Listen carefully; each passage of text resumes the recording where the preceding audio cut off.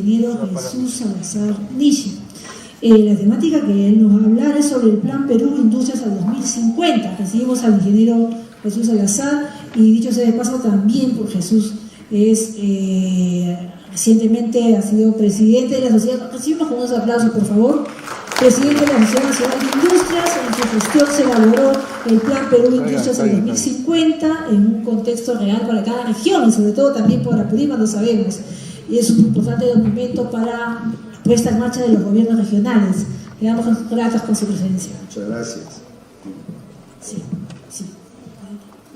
Okay. Muy buenas tardes ya con todos. Muchísimas gracias por la invitación. Para mí es un gusto estar acá en Andahuaylas y poder comentar con ustedes la visión que tenemos desde el Instituto Industrial Sostenible IDIS. Como bien lo decía Flor, yo hasta hace poco, hasta junio, fui presidente de la Sociedad Nacional de Industrias y en mi gestión prioricé el aspecto de la industrialización a nivel de las regiones. Porque el Perú es un país sumamente heterogéneo y ustedes lo deben saber más y lo viven todos los días. Las brechas existentes entre Lima capital y sus regiones son mucho más grandes cada año. Lejos de cerrarse se siguen abriendo. Y la pregunta es, ¿hacia dónde estamos caminando como país? ¿Tenemos alguna visión de desarrollo? ¿Alguien puede decirme cuál es la visión Perú al 2050? ¿Dónde se encontrará el Perú en el 2050? ¿Y cuáles serán esos pilares de desarrollo y sobre qué impulsaremos este desarrollo? Ese es un poco el desafío que hemos visto desde el Instituto de Desarrollo Industrial Sostenible y hoy vengo a plantearles una tesis, que necesitamos industrializar al país. Pero la pregunta es ¿por qué queremos industrializar el país? En estos cortos minutos que voy a estar con ustedes, quiero desarrollarlo bajo 4 puntos específicos. Vamos a hablar primero sobre por qué es importante industrializar un país. ¿Qué significa industrializar? ¿Qué significa para el mundo los países que se industrializaron y hoy cómo estamos? ¿Y cómo empezaron? Y si es que nosotros podemos seguir una ruta similar. Después me gustaría hablar un poco sobre el desarrollo del Perú. Todos sabemos que el Perú ha tenido un crecimiento económico fabuloso. Los 30 últimos años el Perú creció muchísimo económicamente. Necesitamos cuestionarnos si ese crecimiento económico se vio reflejado en el desarrollo del país. Definitivamente la respuesta debe ser no. Bueno, veamos por qué no y dónde está esa brecha que necesitamos cerrar. Tercero, un breve resumen de lo que significa Apurímac el día de hoy. Apurímac en cifras. ¿Cómo está su economía? ¿De qué depende? ¿Y hacia dónde podemos impulsar el crecimiento de Apurímac? Y por último, la gran propuesta. Necesitamos industrializar al Perú. Yo tengo una visión del Perú al 2050 muy cercano al primer mundo. Alguien dirá, es muy ilusorio, es un sueño que no tiene fundamento, no tiene base. Bueno, después que ustedes me escuchen el día de hoy, y ojalá logre contagiar ese entusiasmo para que en el 2050 sí podamos estar, no ya un país industrializado, muy cerca a ello, pero la decisión tenemos que tomarla ya. Yo he venido escuchando las anteriores presentaciones y he escuchado muchas críticas hacia nuestro sector político.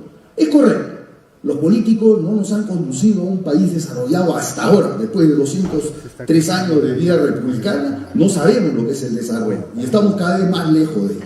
Queremos ser parte de ese club de países ricos de la OECD, ¿no es cierto? Y estamos cumpliendo una serie de memorandos para poder ingresar a este grupo o este club de países ricos. Yo diría, ¿por qué no nos preocupamos mejor en desarrollar nuestras potencialidades para ingresar por la puerta grande a eso que se llama el primer mundo? Y el Perú sí tiene las condiciones para ello. Bueno, vamos a hablar sobre eso en los siguientes minutos y ojalá me alcance el tiempo si es que Flor no me corta. Vamos a hablar sobre por qué industrializar. Bueno, les cuento que el mundo hace bastante tiempo, y son más de 103, dice más de 100, son exactamente 103 economías del mundo que están haciendo política industrial. ¿Y qué significa hacer política industrial? Bueno, definir los sectores donde tienen ventajas comparativas, generar capacidad de producción, atrayendo grandes capitales, generando tecnología y exportar sus productos y servicios al mundo. Eso es industrializarse.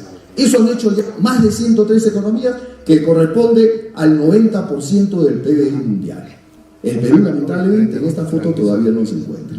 Y como esto sucedió en el mundo, hoy ustedes podrían ver tranquilamente, se pasó una diapositiva, ok. Miren lo que el mundo ya hizo. No hay país que haya llegado al primer mundo y al desarrollo si primero no desarrolló su industria manufacturera. Y esto no lo digo yo, no lo dice la Sociedad Nacional de Industrias, no lo dice IDIS. Revisen la historia, revisen las estadísticas y vean cómo Alemania, Estados Unidos, Francia, China, Japón alcanzaron ese primer mundo a través del desarrollo de su industrialización. Hace muy poco nosotros hablábamos de una industria manufacturera china de baja calidad. Yo me acuerdo que todavía se hablaba de eso. Yo traje una de las primeras máquinas industriales chinas al Perú. Todo el mundo me criticó. Son productos chanchos, son productos malos. ¿Y ahora cómo está la tecnología china? Muy buena, ¿no es cierto? Primero se empieza copiando. Lo mismo hizo Japón. Ustedes conocen el reloj Seiko, ¿cierto? ¿Quién puede negar hoy que es un reloj de altísima calidad? ¿Quién puede negar hoy que Japón tiene una altísima tecnología industrial? Si yo le dijera, es que cuando Japón empezó, sus productos eran considerados de mala calidad. Quizá alguno de ustedes no me creyera, pero así se empieza, copiando. ¿Qué hizo Seiko? Copió a los relojes suizos de muy alta calidad hasta que los igualó y los pudo superar. Y hoy son una gran industria en el sector de relojes. Entonces, eso ha hecho el mundo. Copiar tecnologías, llevarlos, transformarlos, capacitarse, y esa transferencia tecnológica los llevó al desarrollo. Pero ¿por qué la importancia de industrializarse? Solamente para estar en el grupo de países industrializados del primer mundo. No, miren, hay una correlación directa entre lo que significa ser un país industrializado y la calidad de vida del poblador de ese país. ¿Y eso se mide con qué índice? El índice de desarrollo humano, que mezcla tres factores. Tu esperanza de vida al nacer, se supone que si tú tienes una buena calidad de vida, tu esperanza de vida al nacer es mayor. 2, ingreso promedio, cuánto hay de ingreso promedio en ese país. Y 3, acceso a la educación. ¿Cómo está la educación en ese país? Mezclan esos tres, lo ponderan y sale un factor que va de 0 a 1. 0, muy mala calidad de vida. 1, excelente calidad de vida. Los países industrializados son los que más cerca a 1 están. Entonces, ¿cuánto tiene Perú, por ejemplo? 0.77. Ese es el nivel del índice de desarrollo humano de Perú. ¿Y cuánto tiene de participación su industria en la economía? Estoy hablando del Perú, 12,2%. ¿Y cuánto tiene o cuánto pesa la industria en la economía de un país industrializado? A ver, por ejemplo, Alemania 28%, China 38,8%, Japón 26,9%, en fin, tiene un peso ponderado mucho mayor dentro de su desarrollo de economía. Significa entonces que el Perú todavía tiene una brecha y una gran oportunidad para seguir creciendo. Y les traje algunos ejemplos. Algunos países, y no estoy hablando de hace mucho tiempo, tomaron la decisión de crecer. Voy a hacer un paréntesis acá. Yo siempre que puedo y tengo un foro y se me permite, digo, el Perú hasta hoy no ha tomado la decisión de crecer. Perú hasta ahora no ha tomado la decisión de crecer. Alguien dirá, es absurdo. ¿Cómo vas a decir eso? Todo el mundo quiere crecer. Es más, cada 5 años elegimos un presidente, ahora cada vez menos, ¿no es cierto? Y se supone que cada presidente que quiere crecer. Ok, pero si tú quieres crecer, a ver, vamos a dirigirnos a los empresarios y a los que conocen lo que voy a decir ahora. Cuando una empresa quiere crecer, ¿qué hace? ¿Qué es lo primero que hace? Desarrolla una visión, desarrolla un plan estratégico y se pone metas. Y al ponerse metas, genera un plan estratégico con objetivos claros año a año. Y se plantea un crecimiento. Y es más, define sus ventajas competitivas. Y dice dónde va a crecer y cómo va a aplicar esa ventaja competitiva para ganar mercado. Y se pone una tasa de crecimiento. Listo. Si eso se define, es tener una visión. ¿Alguien me puede decir alguna de estas características descritas para una empresa para nuestro país? ¿Lo hemos hecho? No. Por lo tanto, lo hemos decidido. Yo no sé hacia dónde va a ir el Perú, como le dije al inicio. O ha dicho, tenemos grandes fortalezas en los sectores X y Z y vamos a potenciarlo, vamos a traer grandes capitales y tecnologías y vamos a aplicarlo en nuestro país. Eso no se ha escuchado hasta ahora. Entonces, los países que le voy a mencionar sí han tomado la decisión de crecer y lo hicieron de la siguiente manera. A ver, vamos a situarnos en el año 1960, ¿correcto? Siglo pasado, 1960, Perú exportaba 4.700 millones de dólares y tenía un tamaño de economía, un PBI de 28.000 millones. Ese era el PBI de Perú en el año 60. En el mismo año, Tailandia solo exportaba 1.800 millones, tamaño de economía era mucho más bajo que el nuestro, 16.000 millones de dólares. Ojo, ¿y qué hizo Tailandia? Trabajó, desarrolló, tomó la decisión de crecer. ¿Y quién es hoy Tailandia? Bueno, hoy Tailandia es un país que exporta 280.000 millones de dólares, es decir, creció una tasa promedio anual del 8.4%. Una maravilla, ¿no? 8.4%. ¿Y cuál es su tamaño de economía? 450.000 millones de dólares. Ese es el tamaño de economía del Perú. ¿Pero cómo lo lograron? Bueno, lo lograron trayendo tecnología. Decidieron industrializarse y apostaron por los siguientes sectores: electrónica, tecnología, automotriz, autopartes, en fin. Ustedes ven las marcas que están a los costados. Bien, esos capitales llegaron a Tailandia porque se les ofreció condiciones óptimas para que vayan a ese país a invertir. ¿Qué pasa cuando va un capital a un país, invierte en tecnología? ¿Qué es lo que hace? Transferencia tecnológica, porque contrata profesionales y técnicos del país, estos se capacitan, se transfiere la tecnología, después de 10, 15 años, esos que aprendieron ponen una fábrica, una industria y se sigue creciendo. Eso hizo Japón, hizo China, hizo todo el mundo, y el Perú hasta ahora no aprende de eso. Eso lo hizo Tailandia y por eso hoy está en la situación en la que está. Otro país, Singapur, exportaba en el año 63.700 millones, menos que nosotros, 1.000 millones menos, y miren su tamaño de economía, 6.000 millones de dólares.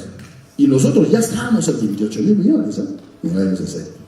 ¿Qué hizo Singapur? Igual decidió crecer. ¿Y dónde está Singapur hoy? Está acá. Creció una tasa anual de 8.8%, tiene una economía de 380.000 millones de dólares y exporta hoy más de 706.000 millones de dólares. ¿Cómo lo hizo? Igual, decidió crecer en algunos sectores. Nuevamente, tecnología, farmacéutica, biotecnología, aeroespacial, mecánica, en fin. ¿Qué cosa vendrían a hacer estos sectores elegidos por estos países? Sectores donde, primero, puede ser que tuvieran alguna ventaja comparativa, puede ser, pero puede ser que no. Puede ser que no la tengan, pero que tomen la decisión de crecer en esos sectores. Y eso es un sector estratégico para el país. Por eso cuando yo escucho cuando dicen Petroperú, porque es un sector estratégico para el Perú, y nos hace perder miles de millones de dólares, no sé a qué le llaman estratégico en el Estado, ¿no? Bueno, esto sí es estratégico. Otro ejemplo, Corea del Sur, por supuesto. Corea del Sur, miren su tamaño de economía, muy cercano al nuestro. Éramos casi iguales. Y lo que es peor, Corea solo exportaba 155 millones de dólares. 155. Y el Perú ya estaba en 4.700 millones. Me pongo un costado porque quiero que vean dónde está Corea hoy. Hoy Corea exporta 778.000 millones de dólares y tiene un tamaño de economía que yo no sé si... Yo cada vez que lo leo esto trato de memorizarme para saber cómo se entiende eso. 1,7 billones de dólares. 1.700 millones de dólares. O sea, es una locura. Ya, eso es Corea del Sur hoy. ¿Y cómo lo hizo Corea del Sur? Exactamente igual. Decidieron por generar industria. Y miren marcas que están al costado, que en este caso sí son coreanas. ¿Quién no conoce Hyundai, Daewoo, LG, Kia Motors? Todos esos van acá en el Perú. Y son muy buena tecnología. Ellos hicieron lo mismo que hizo Japón y que hizo China. Trajeron grandes capitales, desarrollaron tecnología y decidieron, vamos a ser grandes en electrónica, en automotriz, construcción naval. Tienen las embarcaciones más grandes del mundo. Hyundai Navy ha hecho un contrato con el CIMA Perú, ¿no es cierto? Y se están construyendo embarcaciones con el asesoramiento de la Hyundai aquí en el CIMA Perú. Entonces, ellos ya están haciendo también transferencia tecnológica para el país y ojalá que el Perú entienda que la industria naval sí es una industria estratégica para el Perú y sí podríamos ser el mayor astillero de la región. Yo eso estoy totalmente convencido. Pero para ello hay que invertir, para ello hay que traer capitales. Muy bien, entonces, como hicieron todos estos países y tuvieron un crecimiento exponencial, ¿qué pasó con el Perú? El Perú también creció, pero creció una tasa del 4% anual de sus exportaciones. Y hoy Perú exporta 53.000. Bueno, este año vamos a pasar 60.000. Ok, Crecer 4% al año, alguien me dirá, no está mal. Yo digo, sí, claro, puede ser que no esté mal, porque es un crecimiento lineal. Pero si tú eres un país subdesarrollado, que quiere llegar a ser un país desarrollado, ¿tienes que tener crecimientos lineales o tienes que tener crecimientos exponenciales? Obviamente, pues. Entonces, nuestro país no tuvo un crecimiento exponencial porque solamente se basó en dos grandes sectores. Y no estoy diciendo que está mal. Que el Perú sea un país minero y a través de eso tenga bastante ingreso, ¿está mal? No. Que seamos ahora líderes en muchos productos de agroexportación, ¿eso está mal? No. Pero no son suficientes. Necesitamos que estos dos sectores, que los dos son exportación primaria, y eso hay que entenderlo. El Perú es un país exportador primario. Seguimos exportando materias primas y productos naturales. ¿Cuándo nos convertiremos en un país industrializado con alto valor agregado? ¿Hasta cuándo seguiremos exportando nuestro cobre en piedra? Aunque mis amigos mineros se amarren cuando yo, pues, pero es piedra, pues. Algún día me dijeron, no, nosotros lo chancamos, le hacemos un proceso, ya pues piedra chancada. Listo, pero eso exportamos. Pero no le agregamos valor. Chile obliga a que sus tuberías de conducción de gas domiciliaria sean de cobre. ¿Por qué? ¿Mejor material? No, porque son productores de cobre, pues. ¿Y el valor agregado se queda dónde? En Chile. Nosotros no aprendemos de eso y seguimos exportando materias primas. Perú exporta granos andinos, ¿sí o no? Como granos. ¿A dónde se van? Un buen grupo se va a Colombia. ¿Qué hace Colombia? Lo transforma en harina, lo transforma en barras energéticas. ¿A dónde se va? Al mundo. ¿Dónde se queda el valor agregado? En Colombia. ¿Se dan cuenta de lo que está pasando en el Perú? Por eso yo muchas veces he dicho, por aquí también he recibido críticas y quizá hoy día lo reciba, bueno, me atrevo a decirlo también, la maldición de las materias primas nos llegó. Digo maldición cuando realmente uno debe decir somos un país bendito por tener las materias primas que tenemos, pero eso nos ha llevado a ser un país que nos ha convertido en pasibles solo a exportar materias primas. Y no nos ha retado a transformar esas materias primas. Esa es la primera tesis que yo defendí cuando era presidente de la Sociedad Nacional de Industria. Bueno, alguien dirá, esos son ejemplos del sudeste asiático y quizá pues no son comparables a nuestra realidad. Nosotros somos latinos, latinoamericanos, aquí se vive de forma distinta. Bueno, he traído un par de ejemplos también de Latinoamérica, de vecinos nuestros, para que vean que el mundo sí está pensando en industrializarse. Y el Perú todavía está muy lejano de siquiera tener un plan de industrialización. Y después le voy a decir por qué. Miren, el sector de pesca de consumo humano directo, para mí, es uno de los sectores estratégicos del Perú. ¿No es cierto que el Perú tiene 3.100 kilómetros de litoral, de exquisito litoral peruano? 3.100 kilómetros, ¿ah? ¿Cuánto exporta Perú en productos de consumo humano directo? 1.700 millones de dólares. Ecuador, nuestro vecino del norte, ¿cuánto exporta? 7.500 millones de dólares al año. Tiene más mar, tiene más inteligencia, tiene mejores pescados, no sé. ¿Alguno de esos factores puede ser la razón? No. Tienen tecnología y han decidido crecer en ese sector y lo han declarado estratégico. Es más, a mí hasta me da cierta... Me duele decirlo y se lo quiero compartir. Ustedes compren un atún y seguro que atrás va a decir hecho en Ecuador. Y saben, ese atún que está dentro de la conserva, ¿de dónde salió? Del Perú. Fue pescado en el norte del Perú. ¿Y por qué no ingresa ese atún al Perú a industrializarse, a hacer una conserva? Porque si ingresa el atún al Perú, paga impuestos. ¿Y Ecuador qué dijo? Libero de impuestos, traigan sus pescados, metan su materia prima, nosotros tenemos plantas atuneras y vamos a exportarla al mundo. Y el atún peruano se va a Ecuador, se enlata, el valor agregado, ¿dónde queda nuevamente? En Ecuador. Y eso está pasando con la industria nacional y no nos estamos dando cuenta. Chile exporta 7.200, tenemos una ventaja o una brecha tremenda. Eso significa que tanto Chile como Ecuador tienen políticas claras, sectoriales, en la industria de pesca de consumo humano directa, que no lo tiene desgraciadamente el Perú. Otro sector donde podría hablarle, puedo ponerle muchos ejemplos, pero los voy a cansar, solamente dos ejemplos. Sector de exportaciones forestales. Miren, el Perú tiene el segundo bosque más grande de la región y el noveno bosque más grande del mundo. El Perú tiene 72 millones de hectáreas de bosques. ¿Cuánto tiene Chile? 18 millones. ¿Cuánto tiene Uruguay? 2 millones. Correcto, yo no me voy a comparar con Brasil porque es una monstruosidad, casi 500 millones de hectáreas. No me voy a comparar con Chile, aunque tiene mucho menos hectáreas, porque todos sabemos que Chile tiene una industria forestal muy fuerte.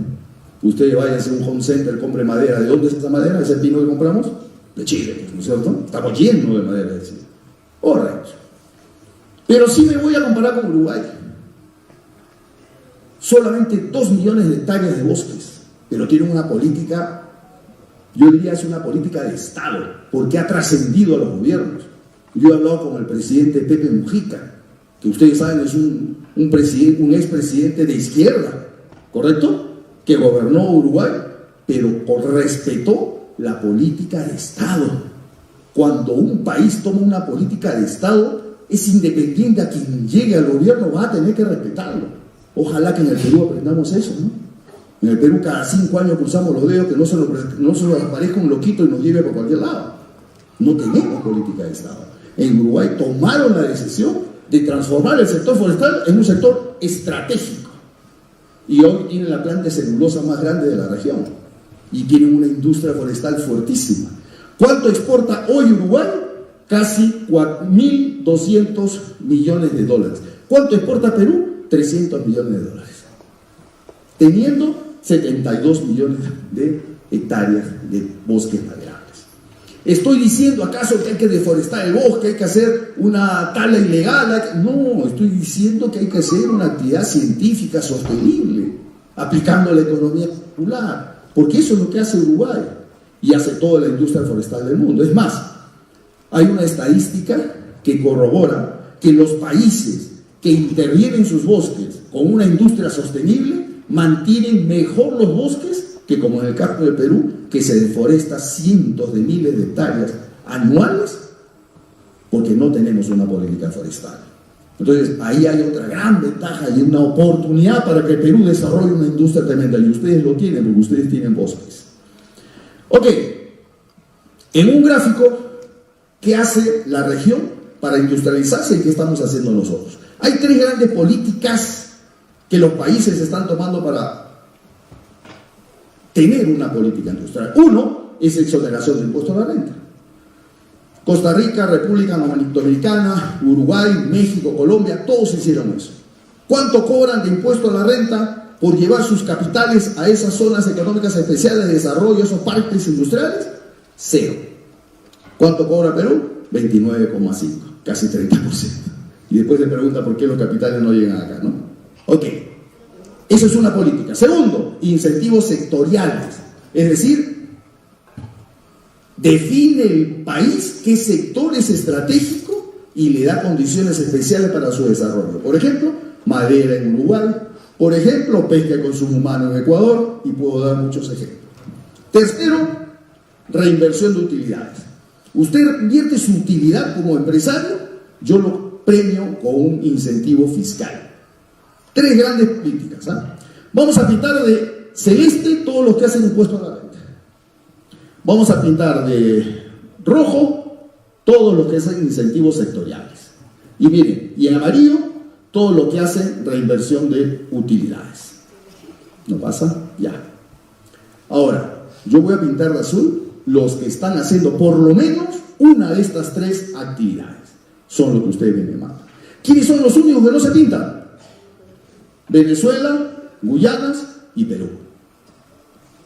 Somos los únicos países al costado de Venezuela y de las Guyanas que no tiene políticas industriales, que no está haciendo nada por competir y desarrollar su industria nacional.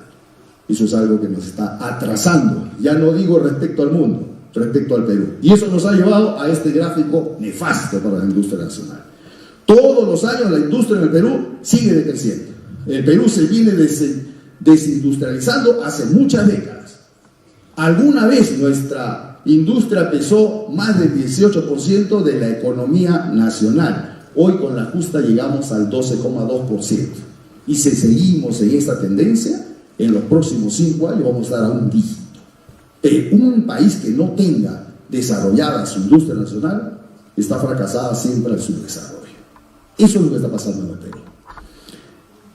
Les traigo otro dato adicional y con esto termino con el tema industrial. De las exportaciones de los países de la OECD, a ese club que queremos ingresar, el 67% de sus exportaciones son industriales. En la América Latina y el Caribe, el 47% de las exportaciones de sus países son industriales. En el Perú, solo el 10% de nuestras exportaciones son industriales. Porque la mayoría, 90%, son exportaciones primarias. ¿No es cierto? Y si esta es mala noticia, lo que le voy a decir ahorita es peor. De ese 67% de exportaciones de manufactura de los países de la OECD, solo el 18% tienen alta tecnología. En los niveles de la región, 12%. En el Perú, solo 5% de ese 10% es de alta tecnología. ¿Y cómo se hace? ¿Podemos transformarnos en un país exportador de tecnología de la noche a la mañana? Sí. No, pero eso es difícil, sí es fácil. A ver, preguntémonos qué está haciendo Costa Rica el día de hoy. Costa Rica pasó de exportar bananos y piñas a pasar a exportar semiconductores. Y hoy son líderes en la región en tecnología. ¿Y por qué lo hicieron? ¿Tienen tecnología propia? No. Pusieron una zona económica especial, un parque industrial con condiciones especiales para la exportación, impuesto cero. ¿Quién se fue para allá? Intel. Intel empezó a desarrollar su industria, contrató ingenieros técnicos y hoy exportan semiconductores. ¿Qué va a pasar dentro de 10 años, de 15 años? Costa Rica va a tener empresas nacionales, ya de costarricenses, haciendo tecnología, ¿sí o no? Así se transfiere tecnología. ¿Qué cosa se hizo? Abrirse al mundo y decirle a esos grandes capitales que tienen tecnología, vengan a mi país. Y lo que es peor, con esto creo que más de uno se va a quedar frustrado. Intel primero tocó la puerta a Perú. ¿Y Perú qué dijo? 30%. Obviamente esos capitales se fueron a donde son más rentables. El Perú tiene que aprender que está en una competencia mundial. Usted cuando pone una empresa, ¿no está compitiendo? ¿No tiene que salir al mercado a ver cuáles son los precios, a ver si sube competitivo? Y si la tecnología que está poniendo para competir en el mercado es o no justificable con los de su competencia, de su sector. Eso tiene que hacer el Perú como país. Pero desgraciadamente nuestros presidentes, nuestros políticos, nuestros ministros y nuestros congresistas están más entretenidos en temas para nada que generan valor para el país y no están pensando en temas como esto, de visionar un país con desarrollo y determinar qué sector necesitamos impulsar en nuestro país. Muy bien, segunda parte. Desarrollo de nuestro país. Sin duda, el país en los últimos 30 años ha sido una maravilla. Es la estrella de la región y yo no tengo ninguna duda. Su PBI creció 3.1 veces en 30 años, la inversión privada creció 4,5 veces, las exportaciones crecieron 20 veces, los presupuestos públicos, esos que se le entregan a los gobiernos regionales, al gobierno nacional, a las municipalidades, creció 5 veces. Ojalá el desarrollo hubiera crecido 5 veces. Ojalá la educación, la salud hubieran crecido 5 veces. Ojalá la calidad de vida de los peruanos se hubiera multiplicado por 5.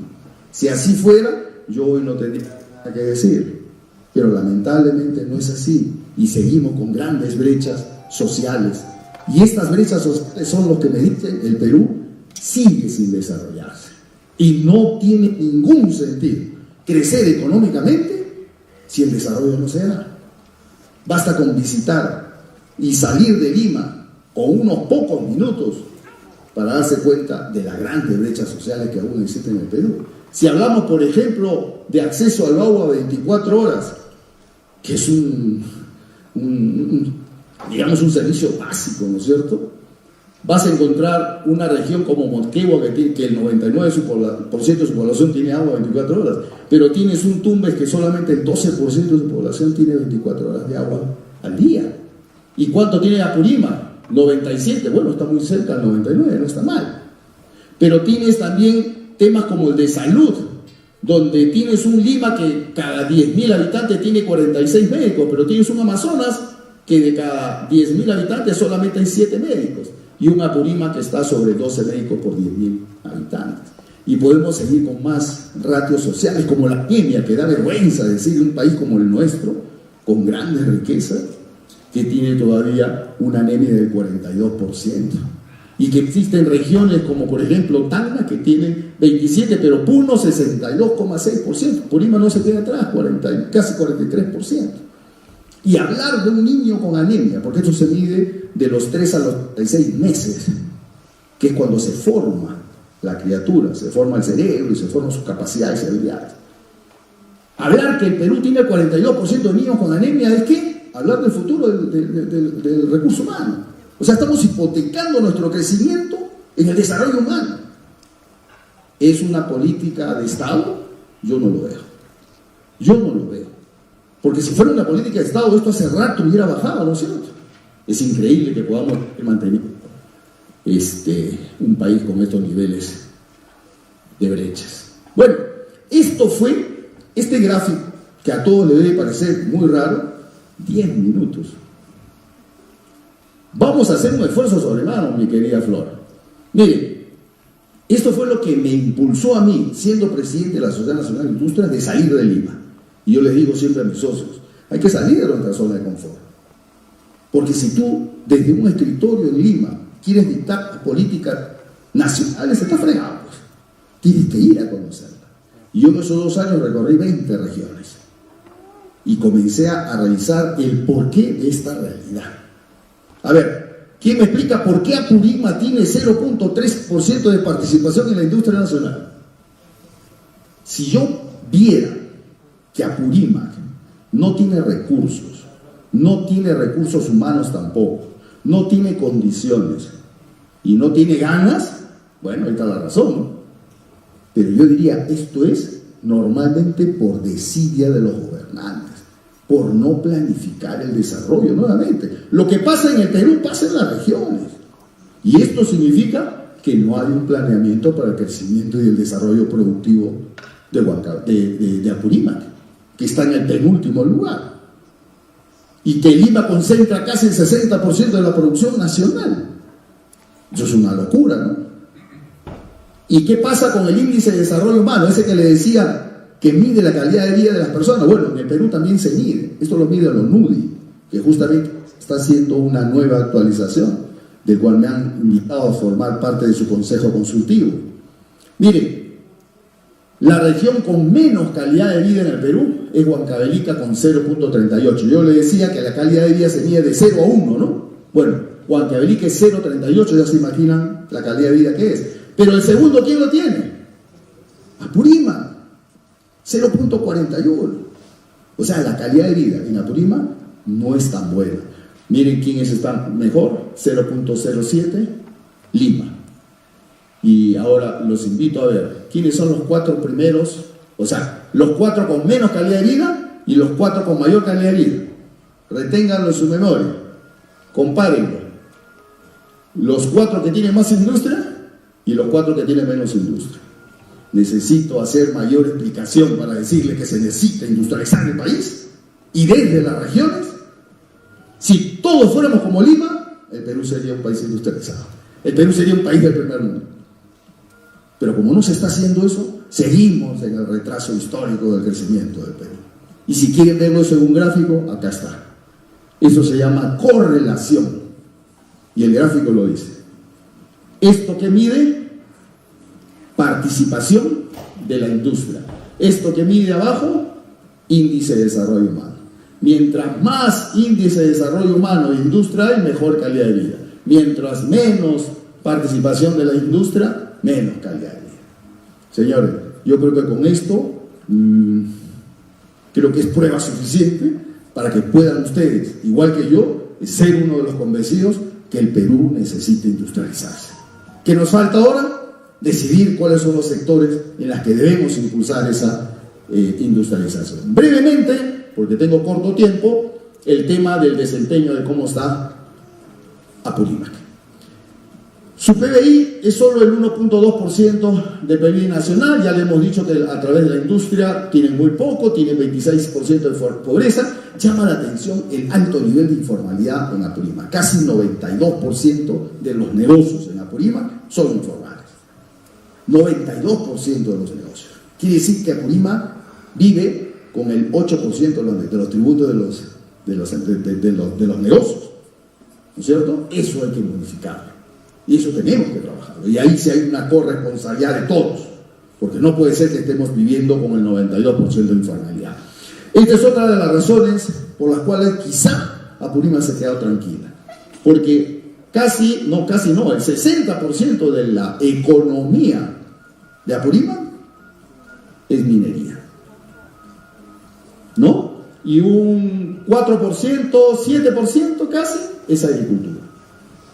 Y los demás sectores casi ni existen. Ahí es donde necesitamos trabajar. Miren, estas son las brechas que ya no lo voy a entrar a explicar, voy a dejar la presentación, ustedes pueden ver, pero aquí explico, en ese índice de desarrollo humano, uno a uno, por qué Apurímac se encuentra en la posición en la que está. ¿Por qué Apurímac tiene solamente 0.4 de índice de calidad de vida? Y ahí lo van a ver.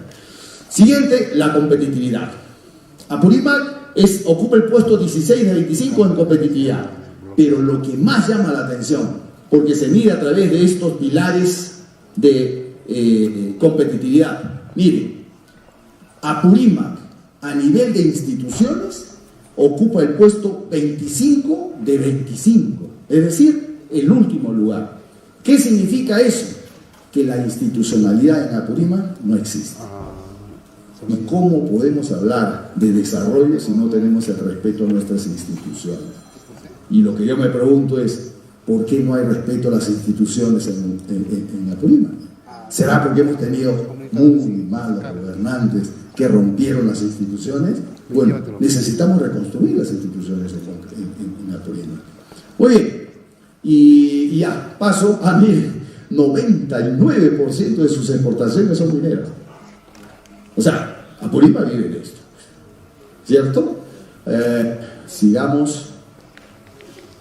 Ok, entonces aquí viene la propuesta que hacemos nosotros respecto a la industrialización.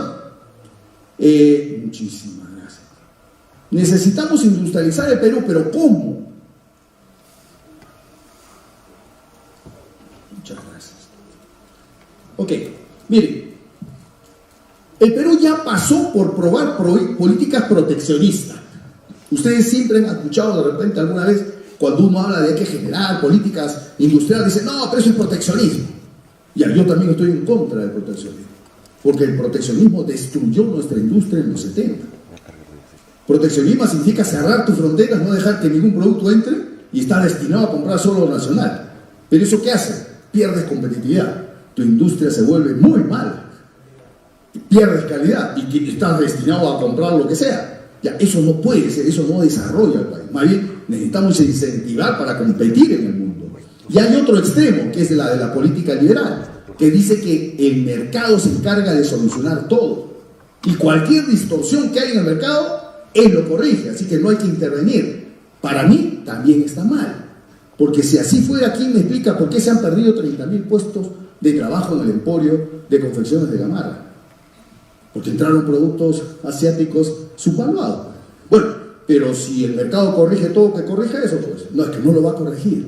Entonces sí es necesario tener una política de Estado, que esa es la tercera propuesta, que es la nuestra. Nosotros pensamos que tiene que haber una política en una economía social de mercado, sin proteccionismo, pero sobre todo con un enfoque sectorial. Cuando digo enfoque sectorial me refiero a que el Perú debe definir en qué sector de industria debe trabajar. Segundo, territorial, quiere decir que tiene que ser mirando las regiones, no Lima. Hay que generar las inversiones productivas, pero en las regiones. Y tres, siendo sostenible.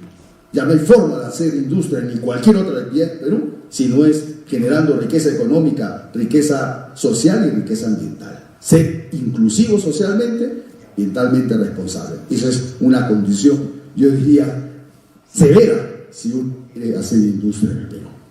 Y bueno, para ello la idea es aprovechar con nuestro marco de los TLC, 22 acuerdos comerciales con el 83% del PIB mundial. Es increíble, son grandes oportunidades las que nos presentan.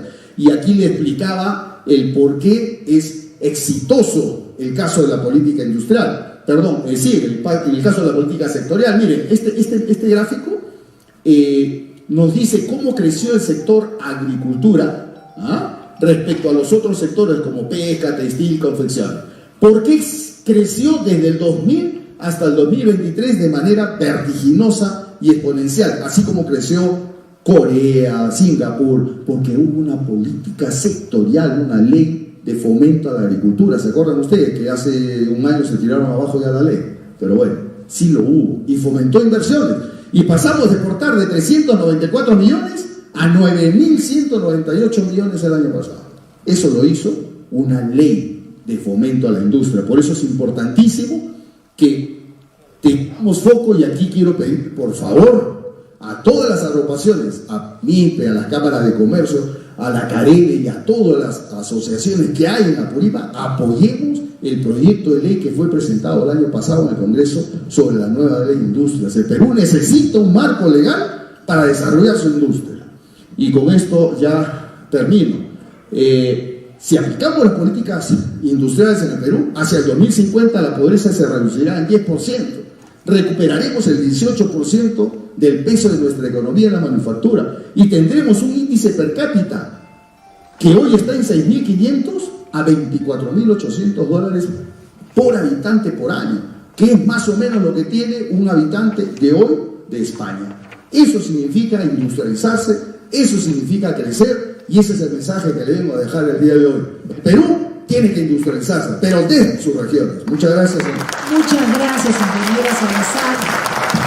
La verdad que ha sido muy aleccionador porque sabe de los recursos propios, de las capacidades y desde el conocimiento. Quisiéramos, por favor, invitarle a alguna pregunta que sea lo más concreta posible. Nos acercamos, por favor.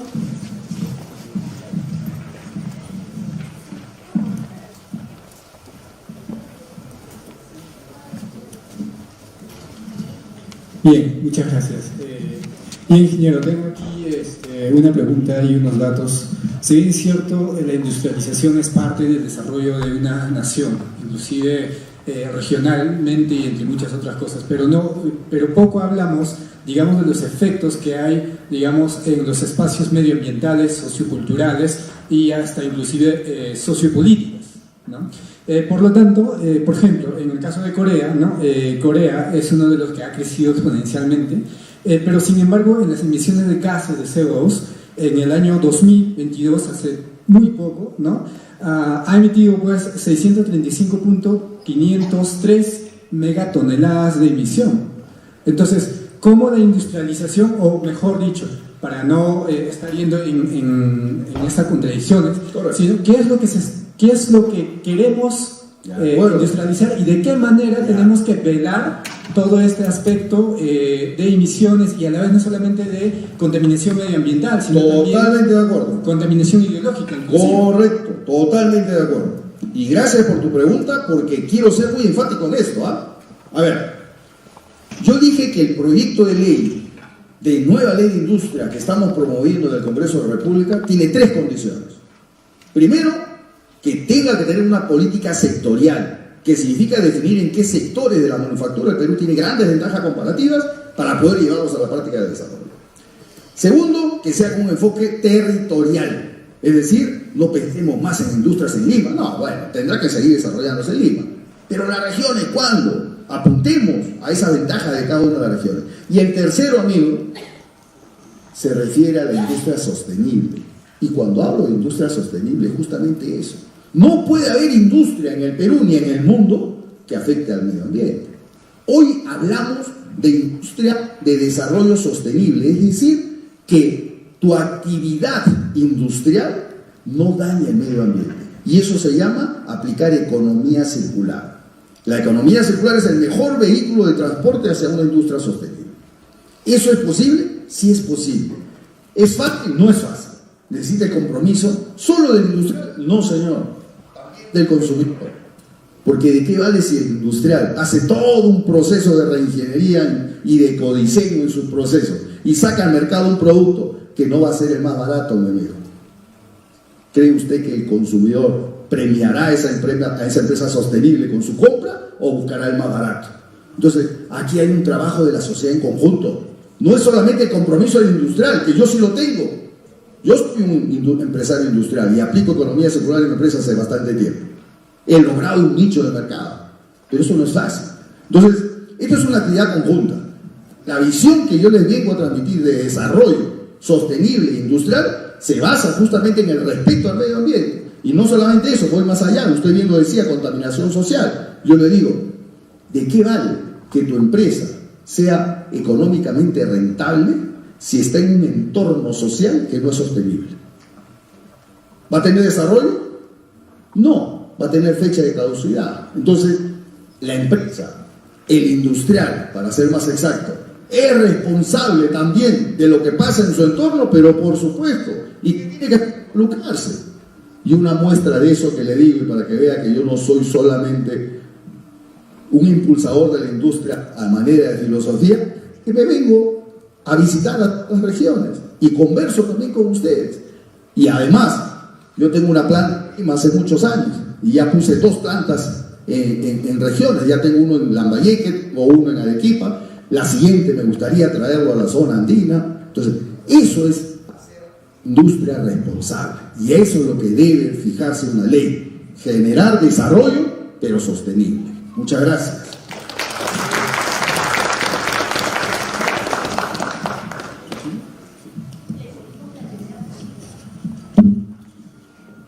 Muy buenas tardes. Felicitarlo por la brillante exposición. Estamos en Apurímac, que forma parte de la cabecera de cuenca del río Amazonas.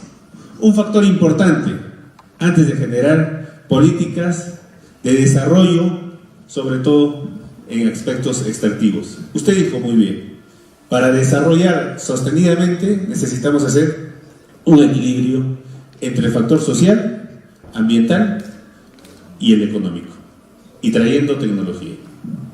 Pero para definir la matriz, para definir la tecnología, necesitamos tener la matriz energética económica.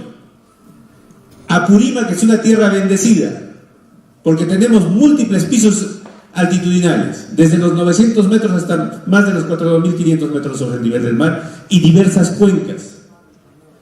Y tenemos los principales ríos, que son el río Pachachaca, el río Apurímac, el río Pampas, donde el potencial energético a nivel de Latinoamérica podría ser Apurímac, exportar energía, o cubrir gran parte de este tema energético para generar valor agregado.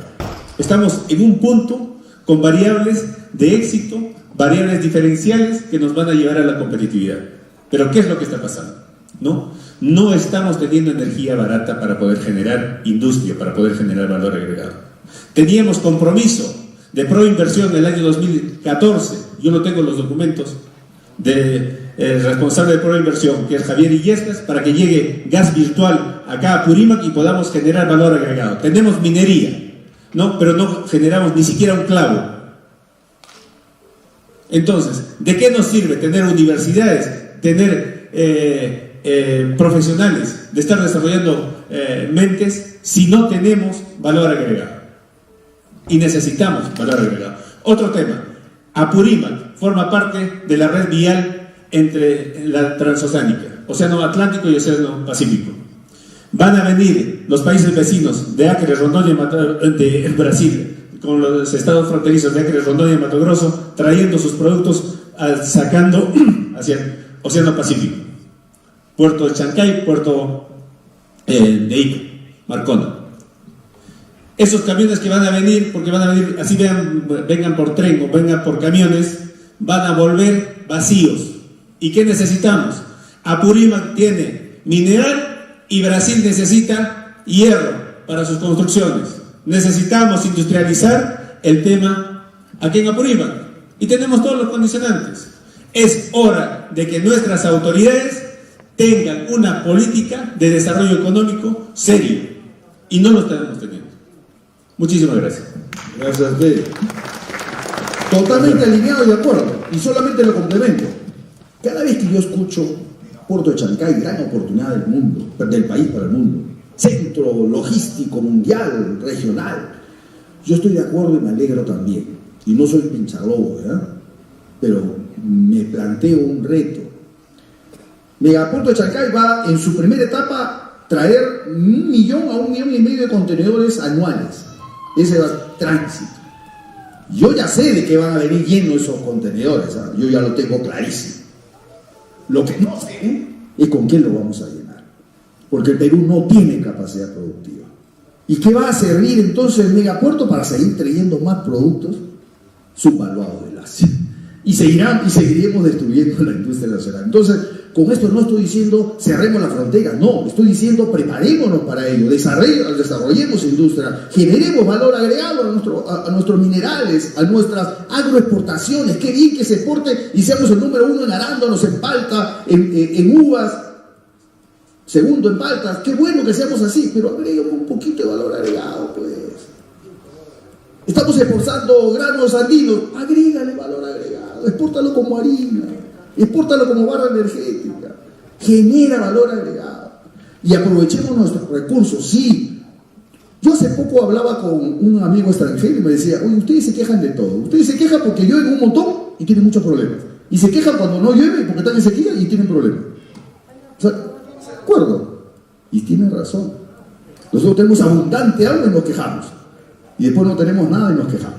No sabemos trabajar nuestra geografía, ¿no es cierto? Gracias. Gracias. Mire, brevemente, su mensaje ha sido claro. Lamento que no estén los jóvenes estudiantes, pero pienso que usted se ha olvidado de algo importante. ¿Cuáles son las empresas ejemplo que están exportando con personal 100% peruano? Usted sabe que Indeco produce alambre de cobre peruano desde hace 69 años y no crece más porque no hay mercado. Usted conoce a la firma Resemin de mi amigo James Valenzuela, que exporta maquinaria con tecnología de punta a todo el mundo y actualmente es el tercer productor más importante de maquinaria minera para minas subterráneas. Nos hubiese gustado que usted comparta las experiencias de esas empresas peruanas que les sacan valor agregado con personal 100% peruano, para que especialmente los muchachos sepan que hay oportunidades de desarrollo en el país. Gracias. Es correcto. Si me invitan a una siguiente oportunidad, vengo con los casos de éxito peruano, que sí los hay. Mi empresa también es exportadora y también exporto con alto valor agregado. Eso es lo que necesitamos. Y en efecto, y nuestro amigo de Resemin exporta máquinas para la industria minera, pero que no le compra a los mineros acá en Perú. Y lo exporta. Sí.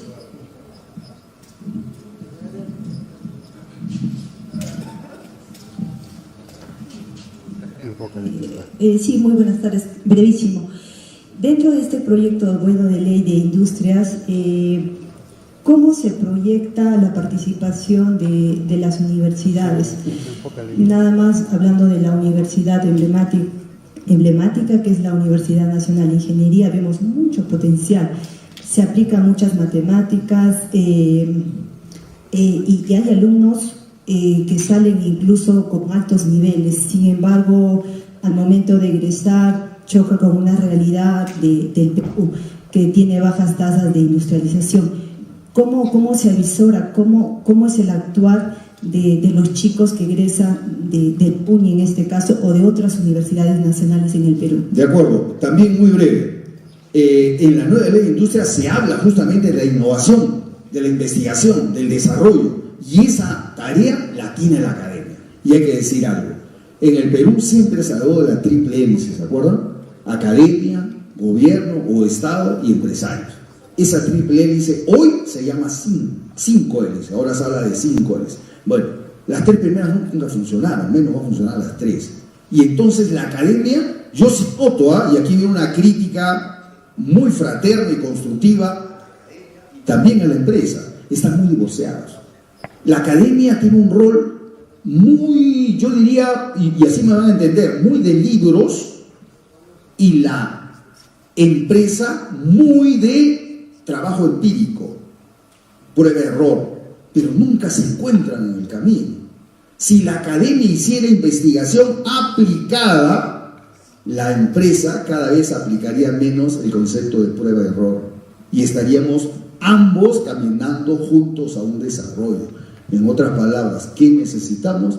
Que la empresa y la academia terminen por sentarse y definir su currícula escolar, su currícula universitaria, sus tesis deberían ser direccionados a desarrollar problemas, a solucionar problemas de las empresas y de las industrias. Ojalá que eso en algún momento se dé el Perú. Muchísimas gracias. Muchas gracias, ingeniero Jesús. Yo creo que me permite solo 10 segundos. Tenemos que salir de este evento con ADEA PEMIPE con una mesa de trabajo. Tenemos que salir con personas, con el público que se esté comprometiendo a participar en esta retroalimentación de ida y de vuelta. No podemos, porque estamos viendo que la ruta es desde lo individual hasta la gestión y macro, y tenemos industria, y como usted dice, tenemos todo un proceso de industrialización. Entonces, no se vayan, por favor, le agradecemos mucho su presencia. ¿Sí?